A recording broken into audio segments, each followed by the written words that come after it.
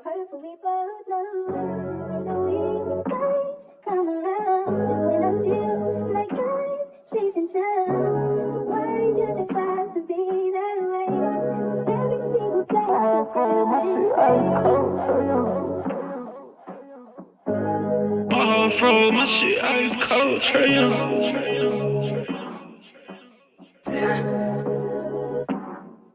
And you know I wear my heart on my sleeve. You hitting all the reads. Pack your shit like you finna leave. I go and hide your keys. Put you in position to win. Bless you without a sneeze. Bust you down in all the VV. Yeah, we was getting cheese. Overplay my part, I can't breathe. I feel the pain in my lungs. I thought we really was one. My heart cold like Trey Young. Overplay my part, I can't breathe. I feel the pain in my lungs. I thought we really was one. My heart cold like Trey Young. She ice cold, Trey Young.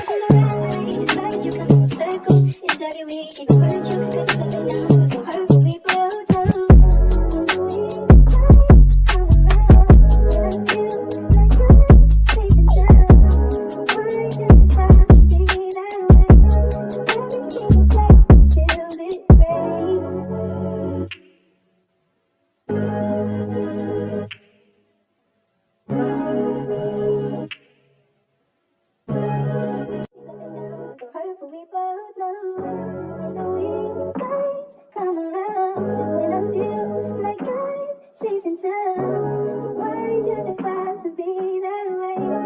Every single day I feel this way. Bro, my shit ice cold, Trey Young.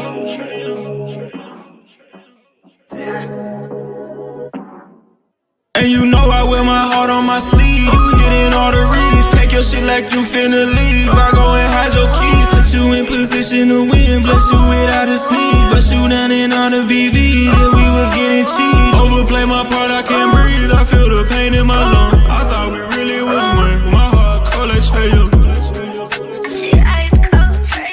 Overplay my part, I can't breathe. I feel the pain in my lungs. I thought we really was one. My heart cold like Trey Young. She ice cold, Trey Young.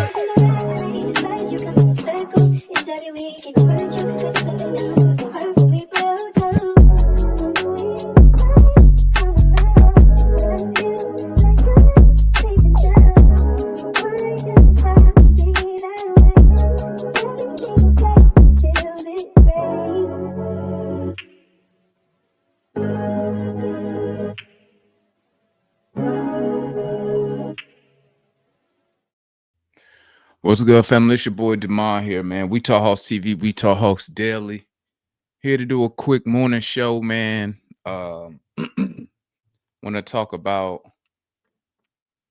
Quinn Snyder, state of the Atlanta Hawks. Here's the thing, guys. We know it's early.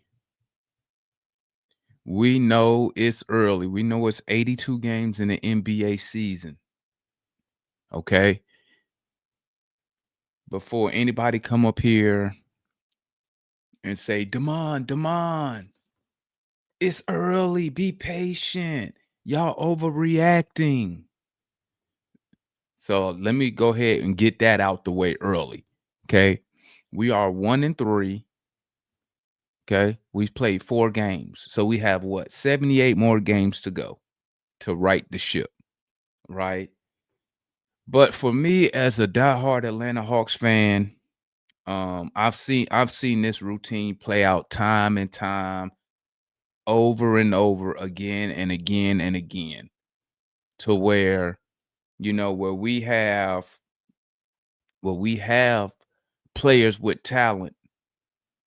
And I could pretty much speak on just Atlanta sports in general, Atlanta pro sports, to where we have the talent, but we cannot translate that talent onto the court, okay, onto the football field.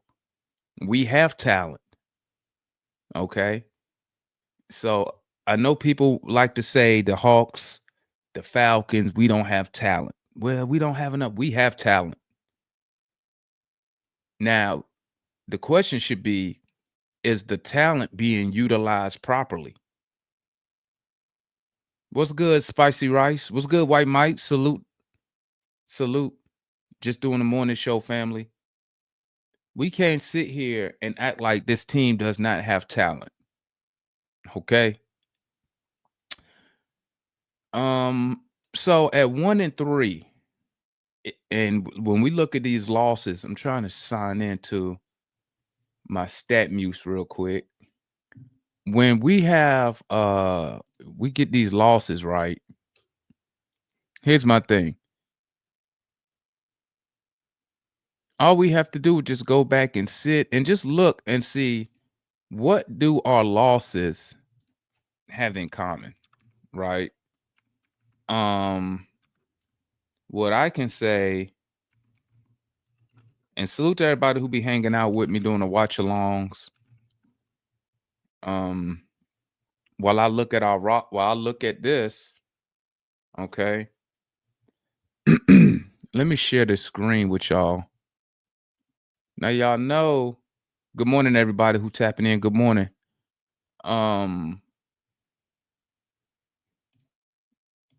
Let's share the screen. Hopefully y'all can see everything that I'm looking at.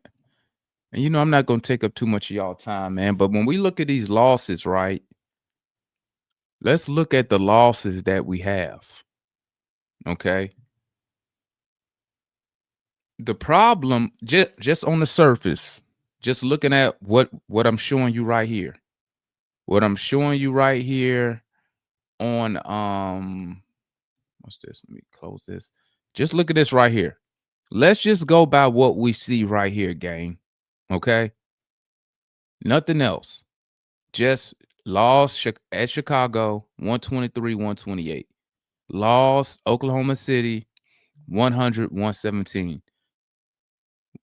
Lost Toronto, 118-138. Win Orlando, 111-107.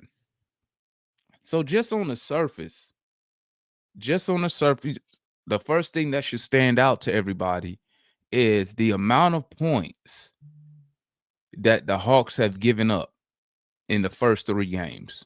Excuse me, in our 3 losses. Look at the points that we've given up so far. 128, 117, 138. One thing that's crazy to me when I look at these scores is that the team that I thought was going to put points on us, Oklahoma City, only put up 117. Now, granted, they was missing J-Dub, right? But they still had their best player. They still had two out of 3 of their best players. And they put up 117 points, right? The teams that I didn't think will put up a lot of points, the Raptors and the Bulls, look at the point, 138. You cannot give up 128, 138 points a night and think you're going to compete. Really, you can't give up 117 is not even good.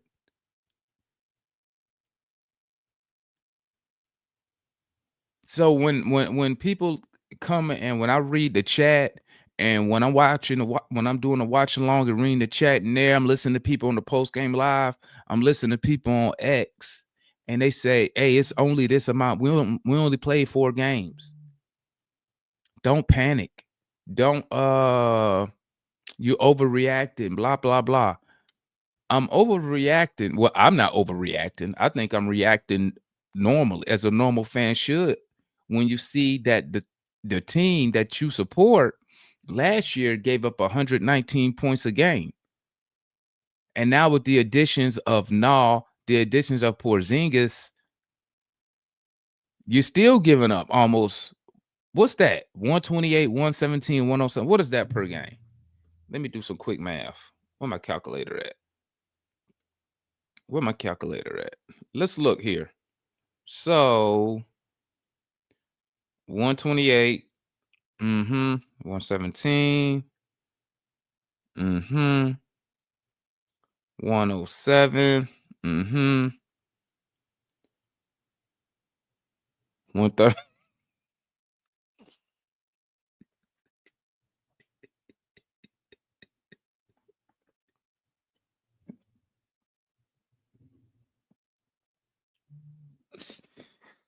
Man, fuck you, Cujo. Listen, I just threw this on, man. I gotta go. I just finished my run this morning, which was awful.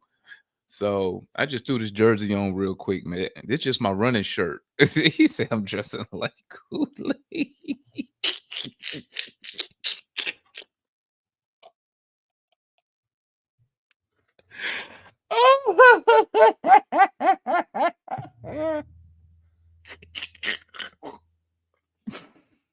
Man, shut the F up, Cujo.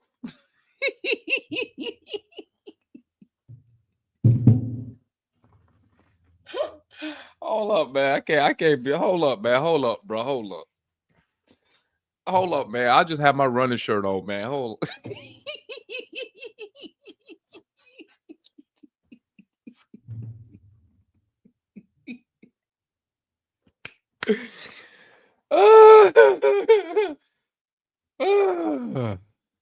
Man, I be trying to be serious up here, man. Dressing like Kool-Aid. That was a good one, man. That was a good one. That was a good one. Say I'm dressing like Kool-Aid. Now let me get back to what I was doing, man. Before Unk status. Before okay. On my way for a run too. All right. Get it in, man. My run this morning was awful, bro.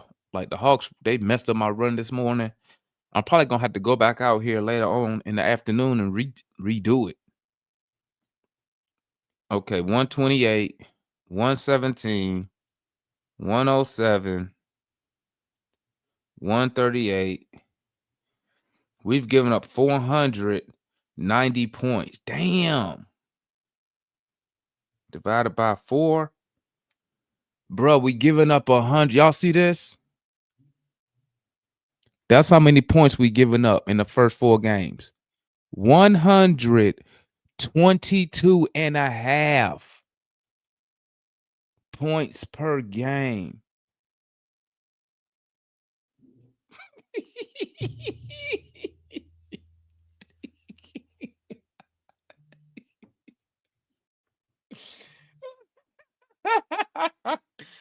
Man, y'all messing me up.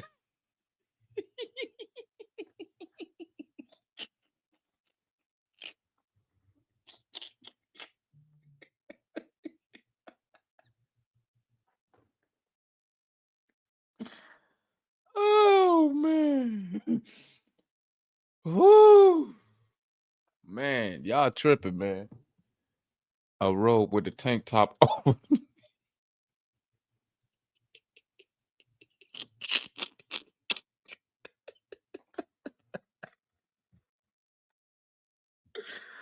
Oh man. All right, man. Let me get back on point, man. All right, y'all. Oh man. Okay, so so right now we giving up through 4 games, gentlemen. We giving up 122 and a half points. 122 and a half points a game. Okay. Okay. So now I see what people been saying, man, about Porzingis not getting rebounds. Here's the thing. When has Porzingis been known as a dominant rebounder? When has Porzingis been known as a big-time rebounder? Does anybody know that? I've never known Porzingis to be considered a big-time rebounder. So what I don't understand is why did people expect him to come to Atlanta and turn into some dominant type of rebounder? So I don't understand why people even bring that point up. Well, Porzingis only gets 5 and 6 rebounds. That's what he normally gets over his career. Does he? How many seasons does Porzingis? Let's not. I ain't even gonna add. Let me just go look. Let's go look. We'll look at that real quick. Let me see something real quick. I want to see something else, but hold up. Let me go to Porzingis real quick. Porzingis.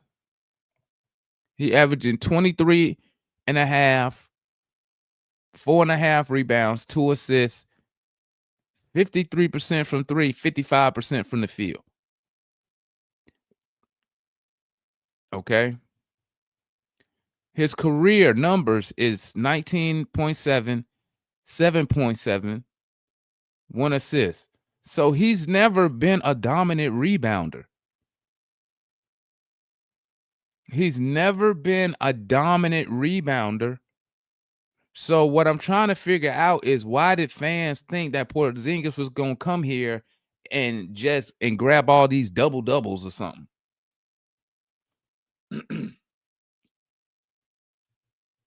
See, here's my thing. Quinn Snyder needs to figure out how to make these pieces work. I assumed that the pieces that we added, Porzingis, Kennard, I thought he already knew how to add those pieces to what he was trying to do with the current team. See, the coach should already had this figured out before a trade for Porzingis was even made. He should have already known, this is what I'm going to get from Porzingis. Okay, this is what I'm not going to get from Porzingis, and what he can't provide. How can I get that while he's on the floor?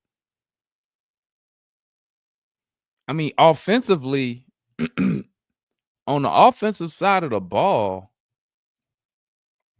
I don't think we're doing too bad. Let's go back.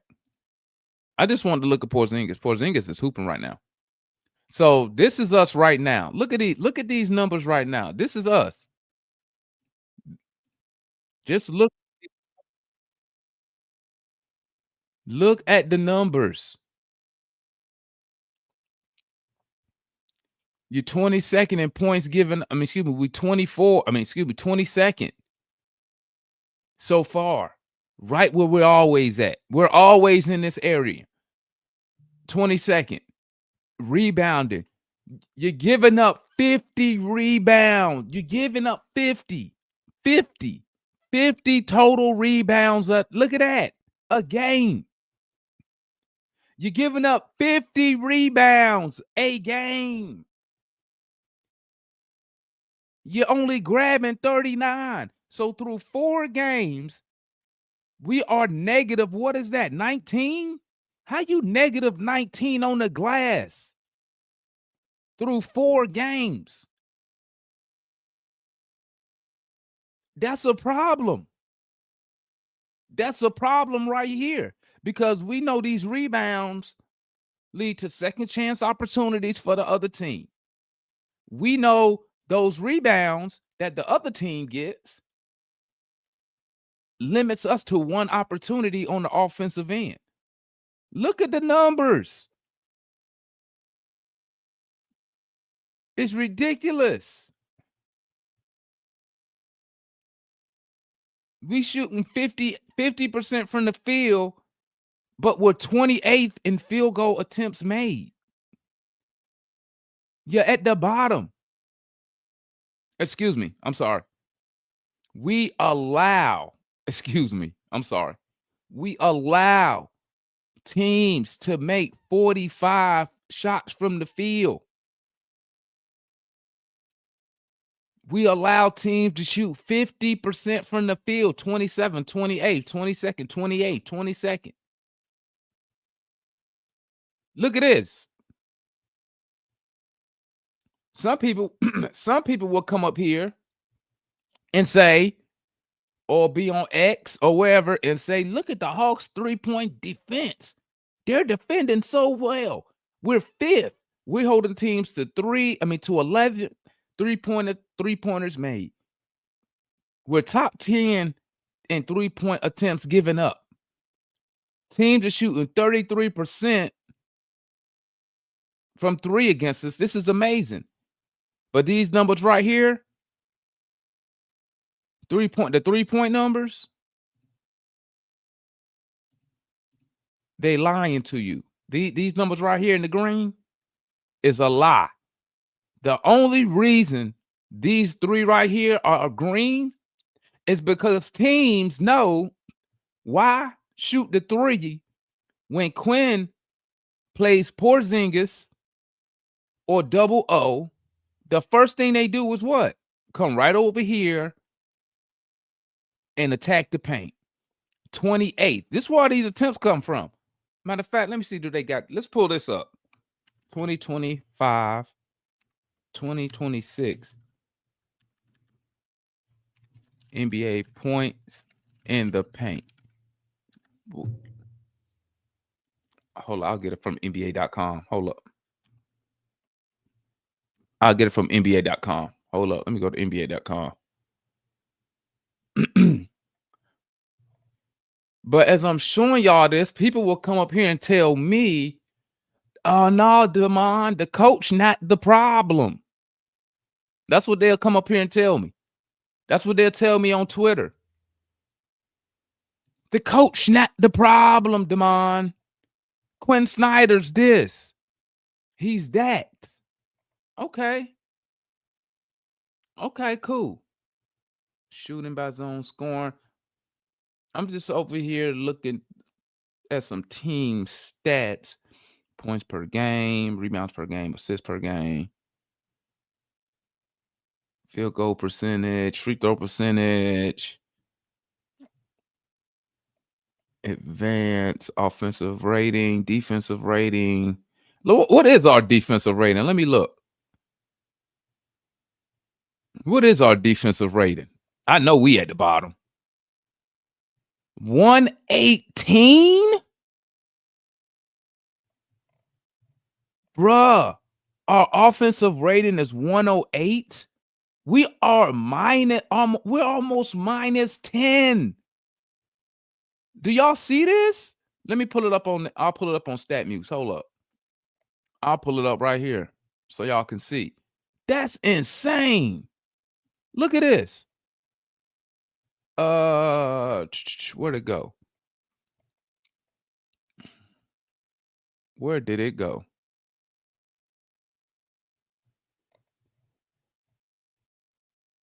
Oh, right here. Look at this. We are minus 9.5 net.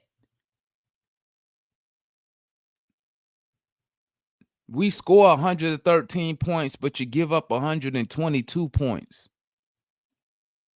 But people gonna tell me, no, Damon, don't panic. Damon, it ain't Quinn Snyder's fault. Quinn Snyder's an amazing coach. But I'm not, look at the defense. Look at the defense. You're getting, bro, you're minus. How are you going to compete when you are, bruh? Like, that's insane. Where'd it go? We're minus 11 on the boards. Look at that. You almost minus 10 on points. You minus 11 on the glass. We getting outplayed in every facet of the game.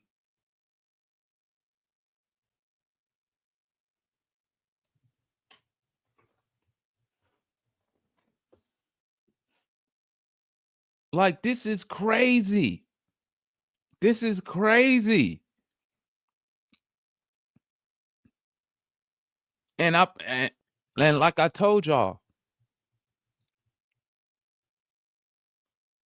you need to get a better coach. You need to go get a championship, a no-nonsense coach. I would love to have Frank Vogel in Atlanta. I think Frank Vogel could turn this team completely around. But let me show you why I'm concerned. Because now this is all under Quinn Snyder. Okay, so far you start off the 25-26 season giving up 122 points a game. Okay, what did he do the year before that? Let's look. The year before that, last year, you gave up 119 points per game. Right here, you gave up 119-27. What about the year before that? 23-24. What did we do? You gave up 120 points. All this is under Quinn Snyder. You gave up 120 points. Matter of fact, under Quinn Snyder, let's see, that's negative. What's that? -2. This year, you -9.5.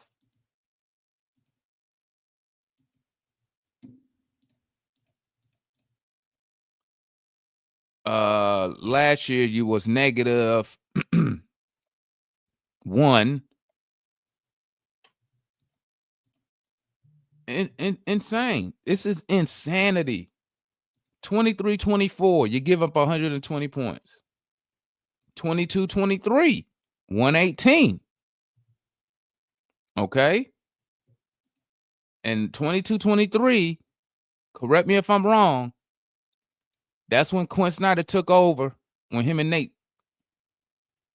So it was 118, 118, right? Our infamous 500 basketball numbers, right? That was 22-23. 21-22, you gave up 113 a game, 6.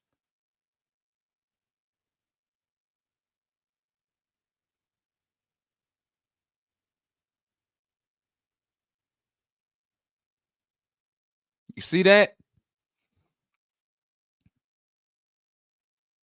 112 points a game under Nate McMillan. Under Nate McMillan with Trae Young on the floor.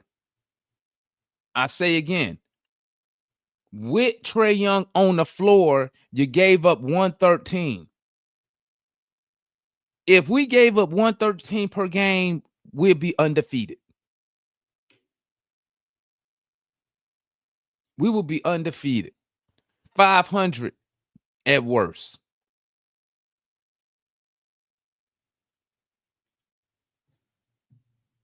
You got to get a new coach in here, guys. You got to get a new coach in here.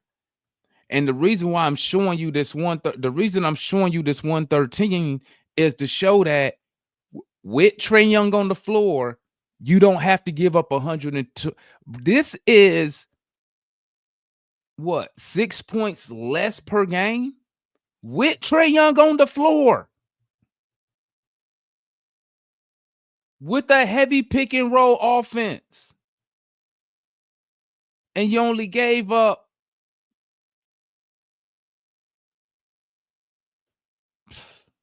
excuse me. I said it backwards again. I'm tripping. 112 a game. It was even better.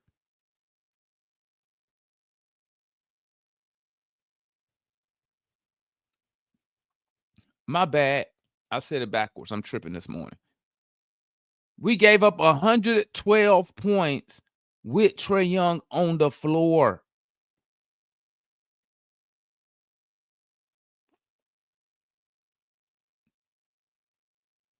And fans want to tell me, but I didn't like the offense. Who cares? You were still +1 net. You was +1 net. You was 14th.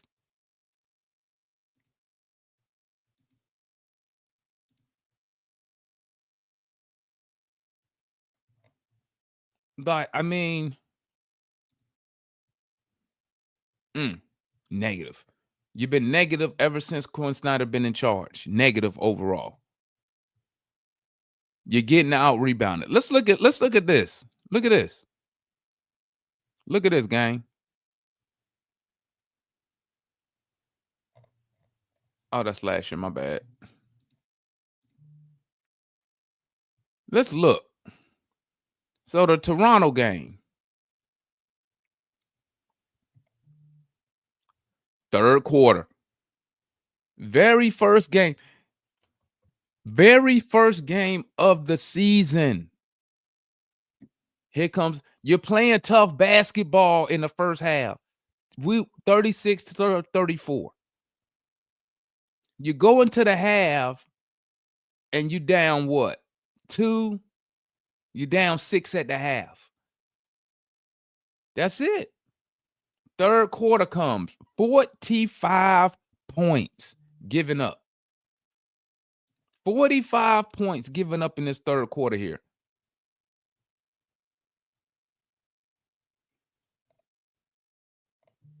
Okay?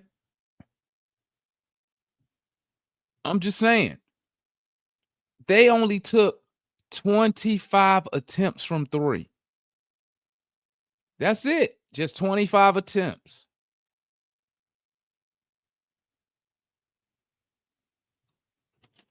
You out rebounded by 20. 54-34, you out rebounded by 20. Offensive rebound, -4. Defensive rebound, right here. So that lets you know right here, we got 1 shot on the offensive end. Assists. Look, we dominating every 15 turnovers, 6 blocks, 7 steals. You even got points off turnovers, still lost. Fast break points, dominated. Why? Because we don't get back and defend. Points in the paint. 86 freaking points in the paint. Okay, let's go to the next game.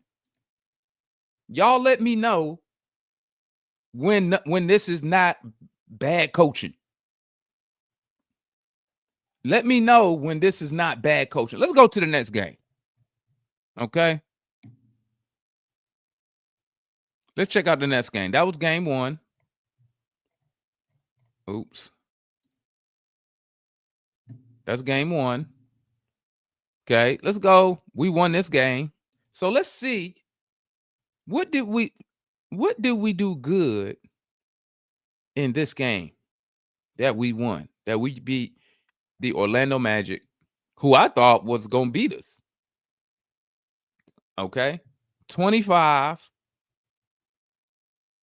Second quarter, you give up 37.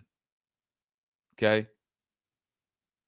This is one of the few games that you'll see with the Atlanta Hawks that we actually locked down, that we actually played better defense in the second half than we did in the first.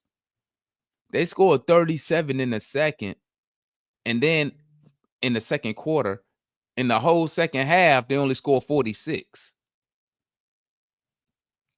Let's look at some numbers for that game. You shot 48% from the field.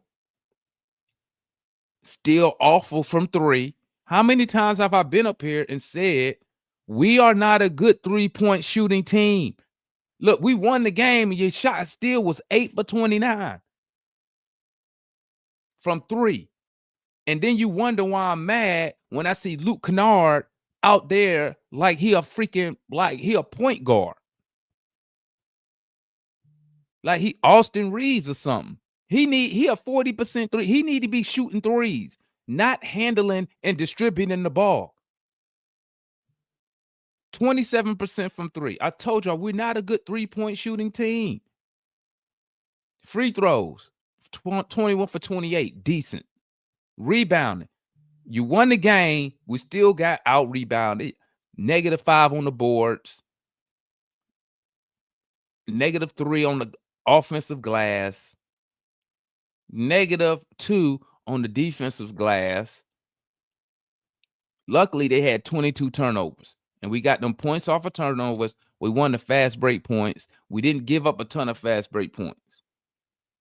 Okay. We actually won the points in the paint. We only gave up 52.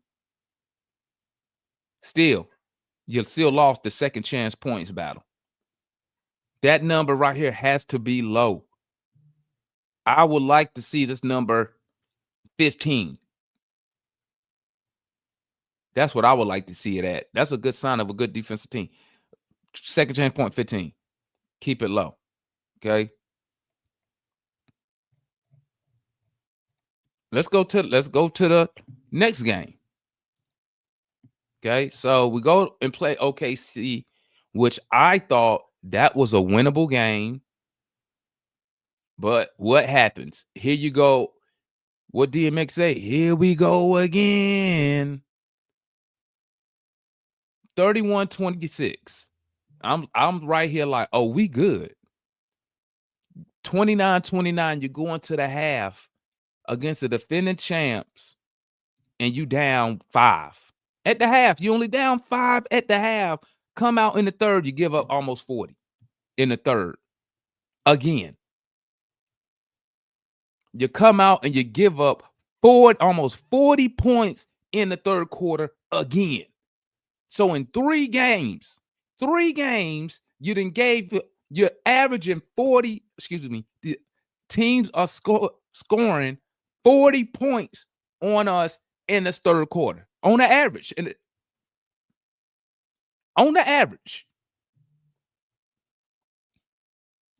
third quarter. Our basic team stats.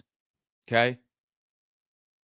You shoot 41% from 3 and you lost by double digits. How does that happen? 41% on 39 attempts. Okay. Well, one right here. Here's one of your reasons. 14 for 21 from the free throw line. Unacceptable. You lost the rebound battle again. You're tied on the offensive glass. They won defensive glass. 13 steals. So if they got 13 steals, the first place I go, straight to turnovers. 16 turns. Points off turnovers. Look at that. They capitalized. 29 points off turnovers. 13 fast break points. That was good.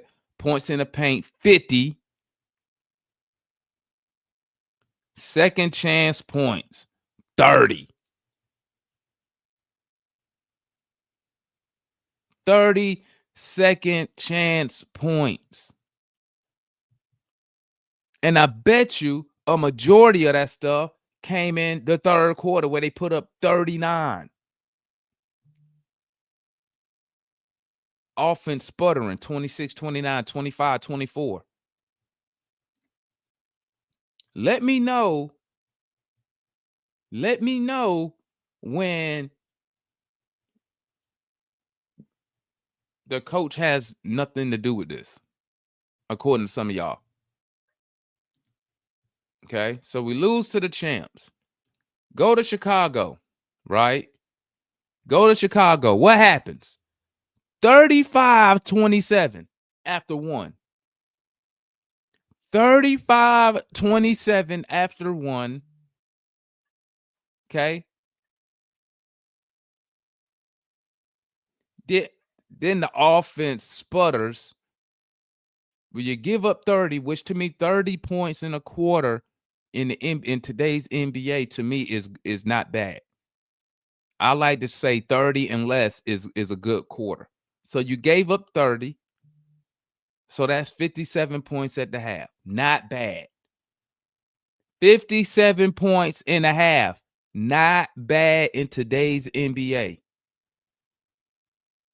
You're winning 58-57 at the half. Once again, you come out the half, you give up another 40. You give up another 40 in the third.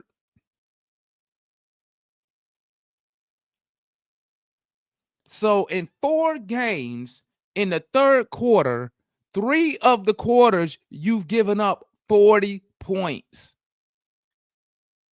in the third quarter. But people telling me, Demond, it's only game. Woo, woo, woo, woo. Don't y'all over. Who was up there? Tang. Who was a Foot? Y'all over. Don't worry. You're over. I'm not overreacting. I'm seeing the same stuff that I've seen since Quinn Snyder has been the head coach. That's my concern. It's not like we just finding a new way to lose. Okay? It's not like we going to the wire and losing games. We clearly are getting, if you're watching the games, you clearly see us getting dominated in periods, especially in the third quarter. Domination in the third quarter. When you score 123 points in the NBA, you're supposed to win the game. You got 27 points from Porzingis, 17 assists from Trey, and you still find a way to lose.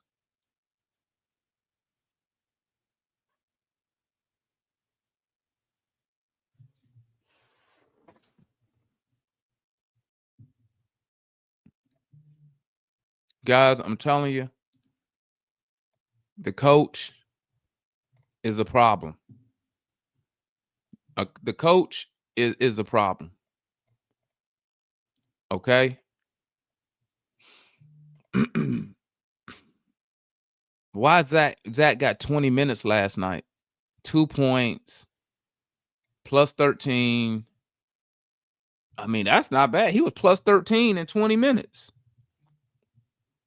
Shit, we should have left him on the court. Whoever he was with. 1 for 5.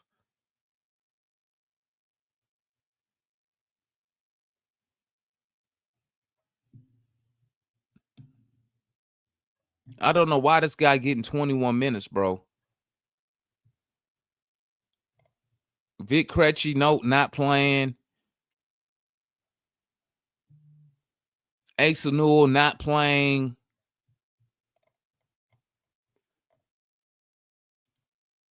Jalen Johnson, 11 for 18. You love to see it.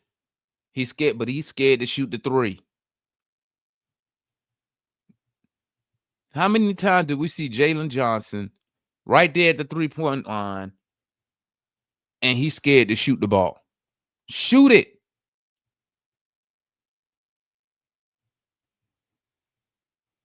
Shoot it.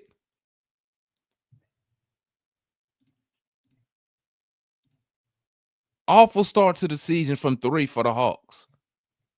And the reason I keep saying that is because that's what Quinn Snyder, he wants you to shoot 3. Like Trey, 1 for 10 from 3. I don't know why Quinn Snyder keeps encouraging him to shoot all these threes when Trey Young needs to get in the lane, work the floater. Besides the threes, his regular shots that he took outside of these threes, I had no issue with his regular field goal shots. A lot of them was in and out, good looks, floater in and out, floater in and out. The floater was going in and out the basket. I had no problem with the actual shot attempt. It's these threes that I've been up here since he's been in the league, and I've told people he's not an elite 3-point shooter to where he should be getting up 10. If anything, you rather see Ricochet take the 10 threes or Porzingis take the threes. They're your better 3-point shooters. Dyson, not a good 3-point shooter. Jalen, not a good 3-point shooter.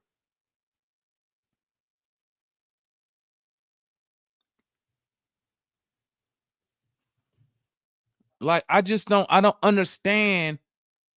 I don't understand why he wants us to play like that, and he's not utilizing players to their strength. You got Vic Krejci, who can shoot the 3, but you don't want to play him. But then you got Luke Kennard, who can shoot the 3, but instead of him running around getting open to shoot threes, You want him to be a ball distributor.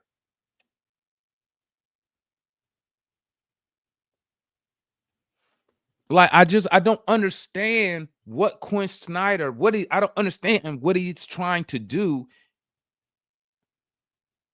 How can I phrase this?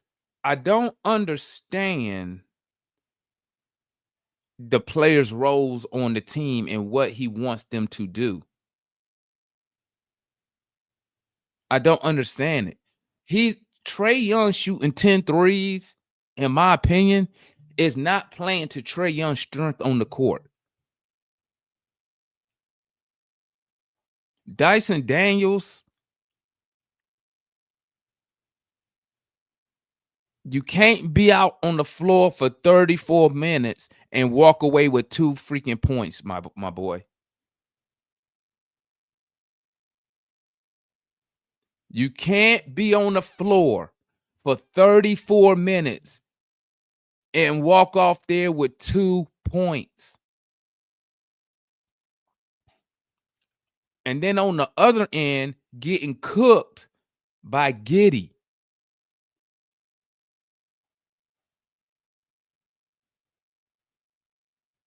And I put all this on the coach. All of it on the coach.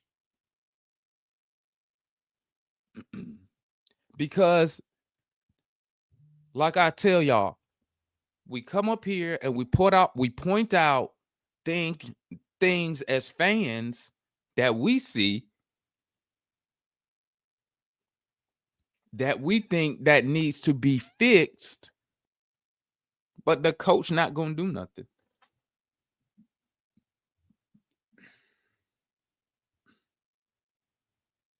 And let me tell you, and I saw that Mike said we might have to send Dyson to the bench.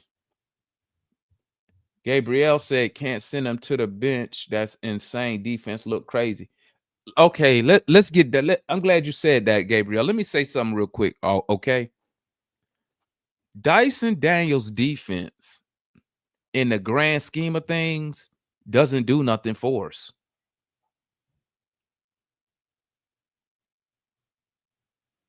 I say again, Dyson Daniels' defense, in the grand scheme of things, it don't do nothing for it. He did. Think about this. Dyson Daniels was amazing on the defensive end last year, and we still gave up 119 points a game.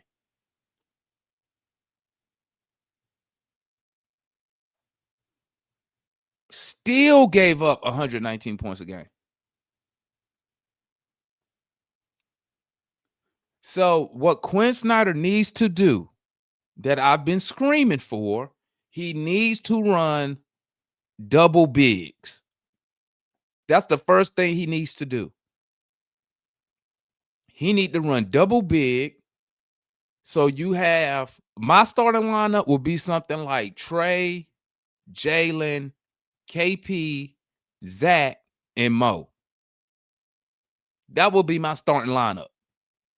Trae Young, Porzingis, Ricochet, Jalen, and Muhammad Gay.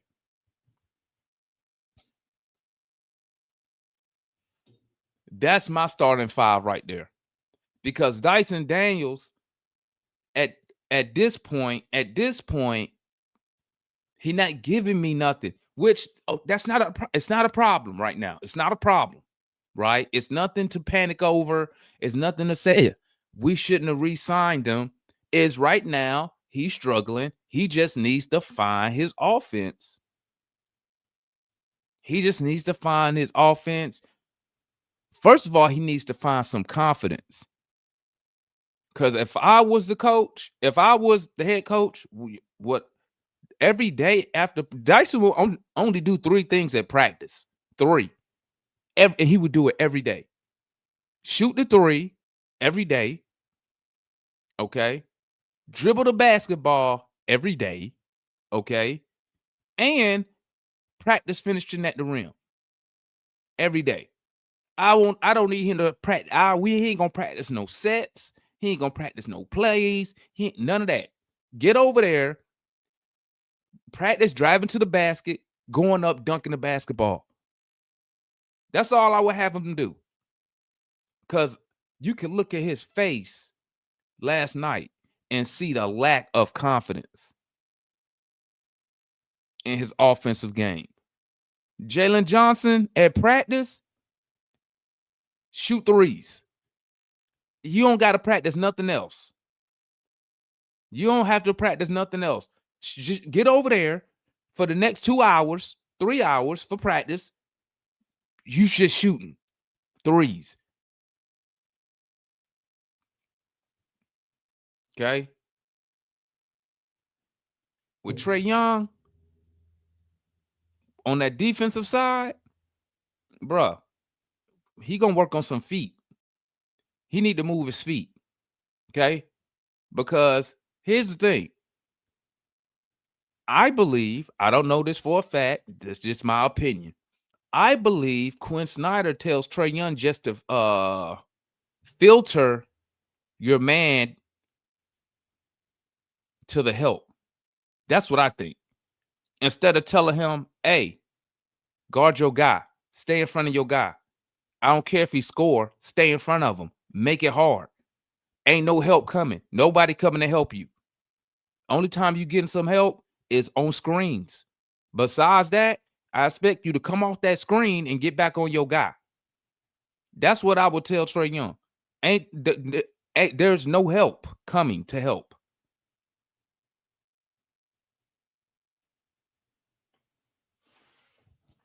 And that's what I believe the difference between Quinn Snyder and Nate McMillan. I believe, here's the thing. Here's the kicker. You want to hear something crazy? I believe, and y'all can disagree, but already in my head, I know I'm right. One thing that Lloyd Pierce and that Nate McMillan had in common was holding players accountable. Okay? Holding players accountable. I don't believe that Quinn Snyder does that. And that's why I believe certain players like Quinn Snyder. One thing I don't want to hear about my coach, I don't want to hear that my coach is a player's coach. That's what I don't want to hear. What I want to hear is players complaining about my coach. Because at the end of the day, as long as the coach not violating and breaking no rules or disrespecting nobody, you don't gotta like, I don't want you to like the coach. Because I don't want the coach to have any bias. I don't want my coach to have any friends that's not another coach. I don't want my coach to be friends with players. It's the same thing. It's the same thing that I said about when you being a general manager. You can't be friends with the players because it messes you, because it makes it hard to make the hard decisions. You feel me? Like, it's like if Matt was the coach. If Matt was the coach, he would have no problem saying, Dyson Daniels, you not starting. Get on the bench. He won't have a problem doing that at all. But a Dyson Daniels supporter might be like, man, I don't know. Or for any player, a Trae Young supporter, man, I don't know, man. I ain't. But another coach, somebody who don't like Trae, hey, you ain't starting. Get on the bench.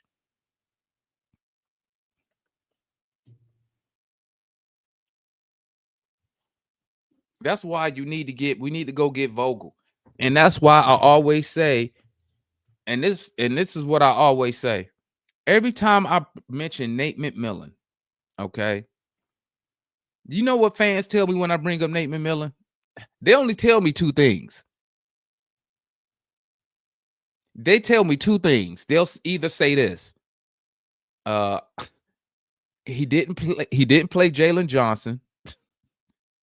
Or they either tell me he used somebody else's playbook. And then when he got his own staff, he couldn't win. Oh, excuse me. When he got his own staff, he sucked. That was the words. But you know what they never tell me? And I'm gonna keep saying it. As long as Quinn Snyder the coach, I'm always keep saying this. When I bring up Nate McMillan, you know what Hawk fans don't tell me? You know what they don't say? he didn't win games.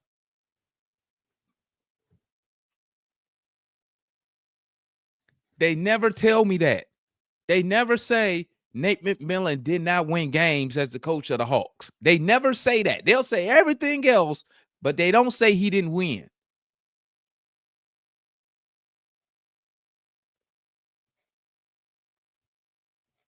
And then you know why we was a better defensive team under Nate McMillan? Because he understood defense. He understood defending because he was a defensive guy. Here's another thing that I'm going to point out. Here's another thing. When we lost to the Miami Heat in the playoffs, when they beat us down and they had Trey out there looking bad, right? You know what people say? They say this, man, we just needed somebody else who could, we just needed another scorer. We just needed another guy who could score the ball when they double Trey. That's what I heard. You know what I didn't hear? You know what I didn't hear? I didn't hear nobody say we lost that series because of Nate McMillan. I ain't heard that. I haven't heard that. I got another about 20 minutes up here. I'm gonna drop the link just in case anybody want to tap in. I got about another 20 minutes. But that's what I don't hear. I didn't hear nobody say, man, we lost to Miami because of Nate McMillan. I ain't heard that.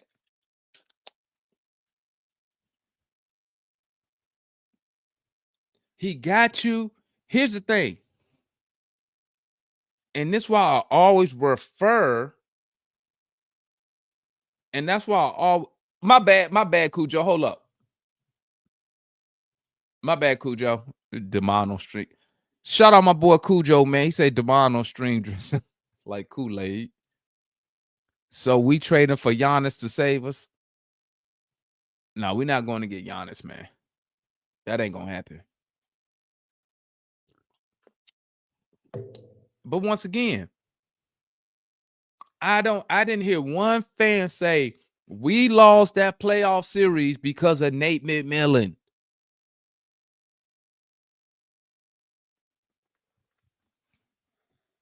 See, let me tell y'all something, man.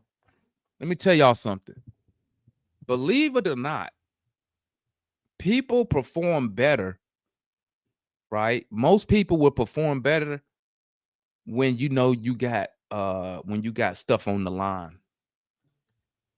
Most people perform better when you got some type of pressure. Ain't no pressure by Coach Quinn on any of these players. Here's another thing. I told y'all 2 years ago, okay?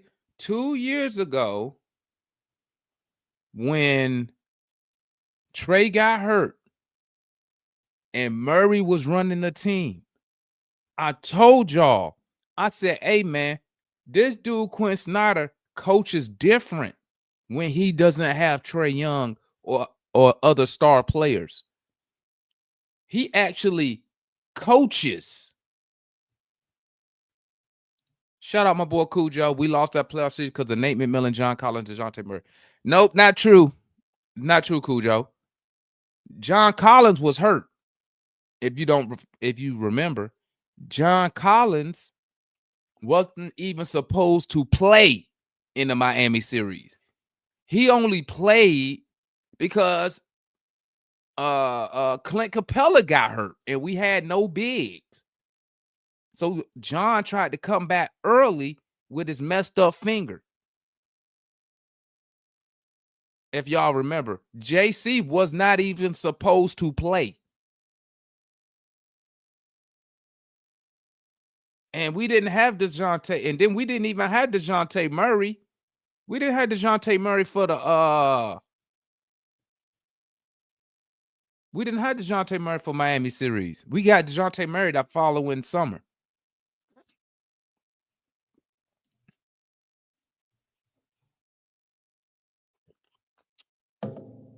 Here's what I want y'all to do, man.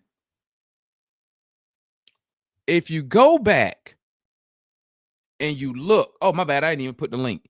If you go back and you look, right, at Trae Young best years in Atlanta, look at Trae Young best season in Atlanta, and then go look at Quinn Snyder's best years in Utah, right? You're going to see some similarities there.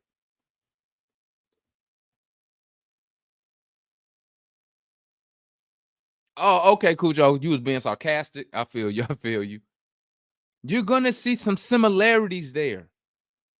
And like I tell people, bro, you don't have to go and reinvent the wheel. All they got to do is look at what we did when Nate McMillan was here. Okay? Just go back and look.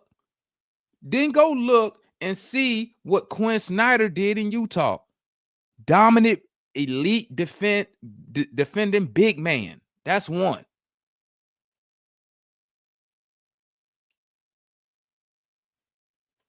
Quinn is trying to turn players into something that they're not to fit what he wants to do.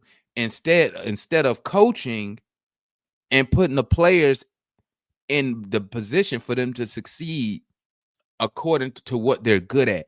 Once again, why is Luke Kennard a ball distributor? Why Luke Kennard? He should be at the 3-point line. So when we get penetration, we looking for him. I mean, last time I looked, I didn't know people went look toward Luke Kennard for elite ball handling and ball distributing. I didn't know that's what people wanted him for. I thought people liked him because I thought he stayed in the league because of his 3-point shooting. But y'all can let me know if I'm wrong. Y'all can let me know if I'm wrong. But I'm gonna tell you like this. I'm gonna tell you like this, and then I'm gonna get up out of here. As long as Quinn Snyder continues to do what he's doing. Hold on, what Dwayne say? Eastern Conference run, Trae was aggressive scorer and had shooters around him. The last few years, Trae has become less aggressive as a scorer. Exactly. Here's the thing. That's a good point. I'm glad you said that, Dwayne. Here's the thing. He took Trae and reversed him. Instead of Trae being lethal in the lane with that floater or able to dish or can kick out, he want him to shoot the threes. Trae Young should not be shooting 10 threes a night, bro. Ricochet should be shooting 10 threes. Luke Kennard. I don't even think Luke Kennard got 10 3-point attempts in 4 games. How many 3-point attempts he got? He should be shooting the threes.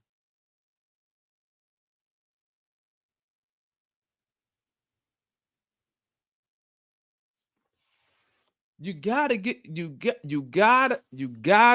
listen. You gotta get rid of the coach, bro. Because Quinn Snyder, go back and see, and then let me speak a little bit about Zach. Right? I know my boy Mike upset. Zach ain't getting limited playing time, limited touches on the ball. But go back and look at Utah. The dude just don't like young players, man. He rely on veterans.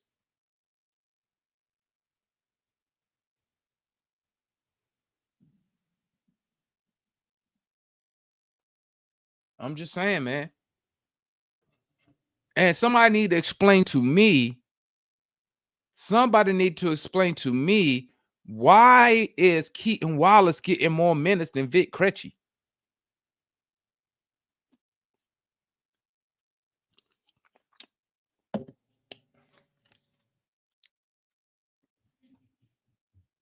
Trae Young, here's something, right? And like I said, I'm glad Dwayne said this because I know And correct me if I'm wrong, Dwayne. I don't think Dwayne not a Trae Young fan like that. He's not a Trae Young fan like that, right? But here's the thing.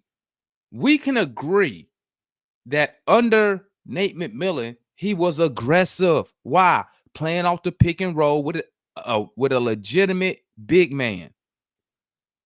That's what Trae is good at. So last night, Trae, people talking about, Trae Young 7 for 22, right? If you take away them stupid threes, let me see something, man. Because with Nate McMillan, he didn't shoot threes like that to where he launching 10. He may take 4. But Trae was heavy pick and roll, getting his stuff in the lane. That's what he good at. So when you look last night, 7 for 22 looks awful, right? Because he was 1 for 10 from 3. The misses that he had last night from the field, I had no problem with those shots. They was good shot attempts. They just didn't go in. Someone went in and out. Normal nights, he makes those.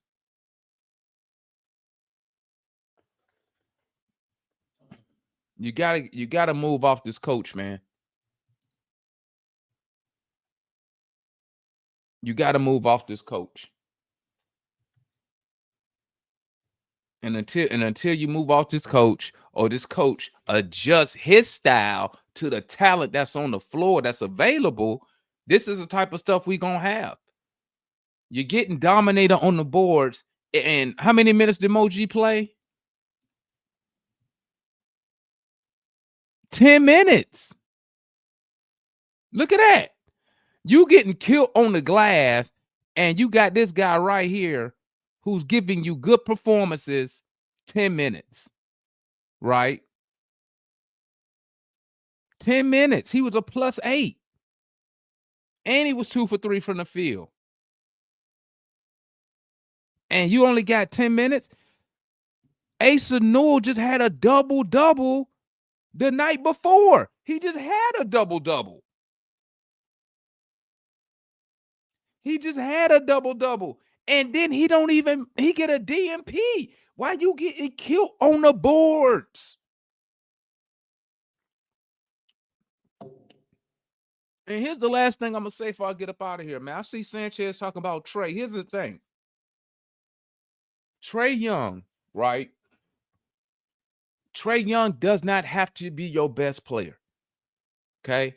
He don't have to be your best player. He don't have to be your first option. He could be your Chris Paul.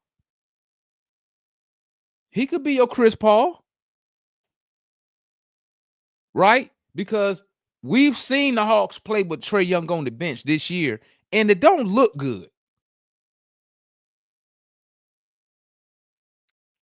But guess what? Here's your problem, Sanchez. If you want somebody to be better than Trae, you got to go trade for him. Because he's not going to play. I believe that Ricochet could be a cornerstone type guy. He's somebody that you can build around. Right? He's a better shooter than Jalen Johnson. He needs work. I think him and Jalen Johnson, when it comes to actual handles, they probably a push. But your coach don't want to feature Zachary Ricochet. He don't want to feature him. Like normal #1 picks get featured. So unless the Hawks going to go out there and go get a Giannis, you're not going to get a player better than Trae because he's not going to develop nobody. And for $8 million, I don't need him to develop nobody. For $8 million, he's supposed to be winning games. To be honest, for that much money.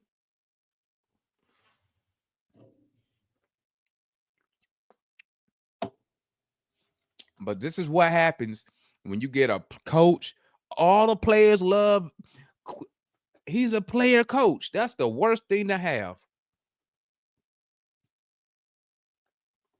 But like I told y'all, he played NBA politics. He played NBA politics.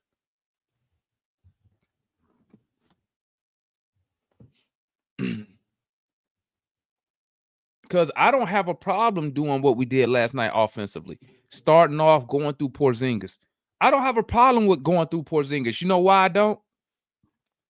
You know why I don't? Because he's the best shooter on the team right now.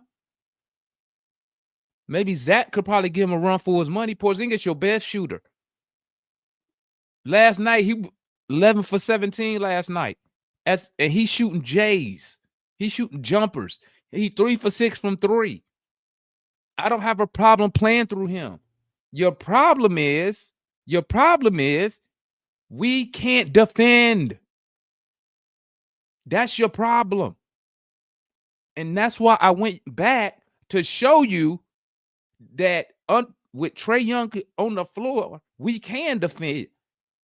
Nate McMillan showed you how to do it. He showed you how to play defense with Trae Young.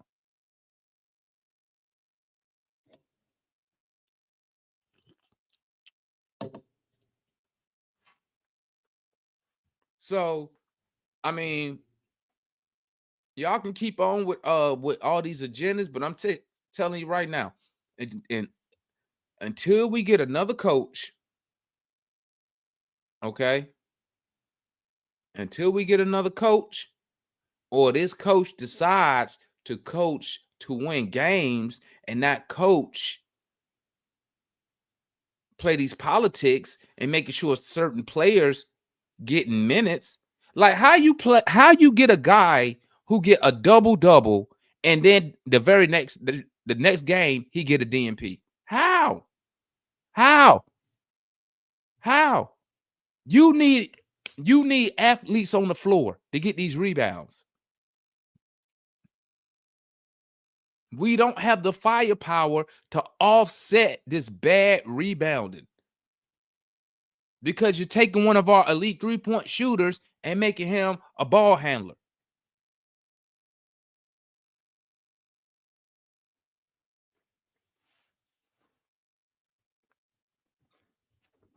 But when I try to tell people this, they want to look at me like I'm some type of hater on a coach. I call this from the jump. I called it from the jump. Day one, I told y'all, bro, this dude not it. Day one. Y'all know I called this shit day one. I told y'all. Oh, he don't develop young. He don't like to play young players. He only played 9 dudes. I told y'all that. I told y'all. But nah. Nate McMillan was a bum, blah, blah, blah. This dude been here 3 whole seasons with his players, with his playbook, with all his mumbo jumbo nonsense, and you're not winning games. Tell me I'm lying.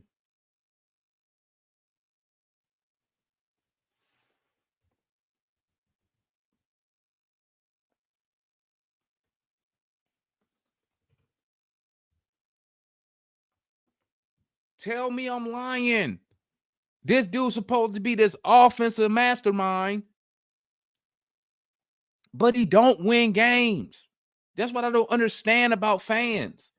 I don't understand how fans can come to me and tell me about this offense. Look at this offense. He gonna have Trae do this. He gonna have Trae do that. He gonna do this. He gonna do that. That's cool.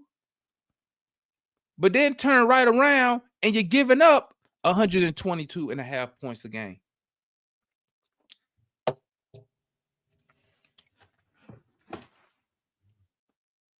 He need to redo these minutes. He need to redo the minutes. Luke Kennard, listen, Dyson Daniels, bro. If I'm the coach, Dyson coming off. He gonna come off the bench because I got to get something. Luke Kennard minutes going down because you can't be on the floor and give me nothing. You can't do it. And I'm gonna tell you, I know people gonna say I'm overreacting because it's only 4 games in, but here's the thing, guys. You want to nip stuff like this in the bud early. Get it fixed now. It's not like we out here playing injured. This was our full roster, fully healthy roster. And some stuff need to be fixed. The problem is, I don't believe that Quinn Snyder is the guy to do it. I'm hoping he is. That's what I'm hoping and praying for, because he's the coach. Because trust me, I'd rather for us to win games and be proven wrong, and everybody coming to me saying, I'd rather everybody come to me and say, DeMond, no, don't support Quinn now. Don't say you like Quinn now. I'd rather people tell me that, because that means we winning games. And I don't care. Y'all know me. When we start winning, I don't care what nobody say. But until this coach, either we get a new coach or he switches up his style, make some changes within these minutes, bruh, it's gonna be a long year. But I'm about to get up out of here, man. Let me go to work. I'll be back up here tonight for the 8 o'clock show, man. For the fans, if y'all want to come up here and rap about whatever's on your mind about the Hawks, we'll be up here tonight, 8 o'clock. Make sure you come through, tap in. I want to hear from I want to hear from all the other fans. Y'all heard my point. Y'all heard my opinion. Y'all heard my opinion. I want to hear what everybody else got to think, right? So we'll be back up here tonight. Tap in with me, man, for the 8 o'clock show. It's your boy, DeMond. I'm out, man. Let me get my butt to work before I be unemployed. Peace. I keep that shit on me. That shit on, yeah. I keep that shit on. That shit on. Yeah. The telephone rats put a drip on me. Keep that shit on. Blowing on the Zion, sipping lean. I keep that shit on. Bad bitches recognize me. I keep this shit on, yeah. I keep that shit on.